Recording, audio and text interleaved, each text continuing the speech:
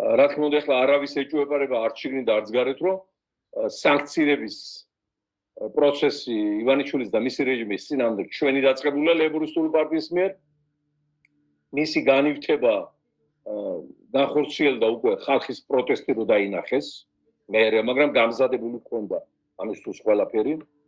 ანუ თლაც ჩვენ არა, მაგრამ დავიწყეთ ჩვენ და ხალხმა ეს განივთვა. ხო.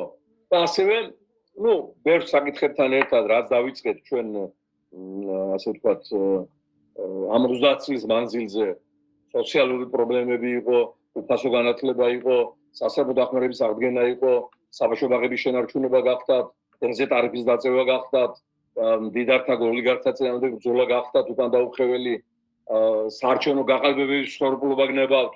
ყველაფერი ჩვენ თავზე გადავიდა და თან პოლიტიკურმა სპექტრმა ყველაფერი თითქმის ჩვენგან ისწავლა. შევარდნაძეს იმეორებდა ჩვენს პოსტულატებს, როცა დაჭირდებოდა, ახლა ამაში თუ სწორაფერს ვერ ხედავ.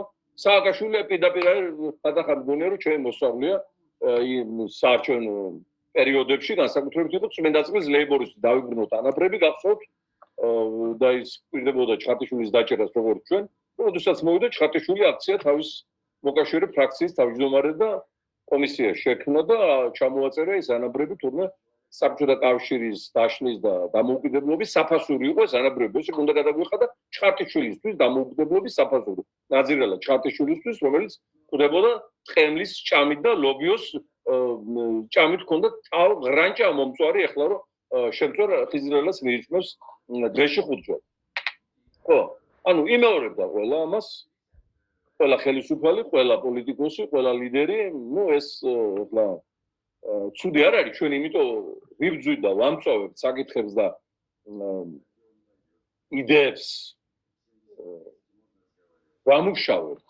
კი არ ვიგონებთ, ვამუშავებთ საკითხებიდან, პრობლემიდან, უკვე იდეას და მე ის გადამდები უნდა იყოს, უნდა გაიმეორო. არაფერი საავტორო პრეტენზია არ აქვს და არავის არ ვთხოვთ რაღაცა პატენტის ლიცენზიებს და პირიქით გვიხარია. მაგრამ როდესაც შენ ხელს მიშლი ქვეყნისთვის აუცილებელ საკითხთა გადაწყვეტაში, ხელს მიშლი, ბოიკოტს მიცხადებ, დივერსიას აკეთებ და ამ დროს იცი რომ იმით შეიძლება ქვეყანა დაიღუპოს, მე რასაც რის წინააღმდეგაც ვიბრძვი და რასაც ვამხელ, ხო? აი ეს არის უკვე უზნეობა, უნამუსობა და ქვეყნის ღალატი, ჩემ ღალატი კი არა. ეს უკვე პლაგიატობაა. ვიმეორებ მთელი პოლიტიკური სპექტრი 30 წელი ჩვენით პლაგიატობს. კანდახან ვფიქრობ, აი ჩვენ რო არ ყოფილიყავით, რამეს თუ მოიფიქრებდნენ, რამეს თუ გამოვიგონებდნენ, რამე თემას თუ წამოწევდნენ და რაღაც თუ აუჩხროლებდნენ ხალხს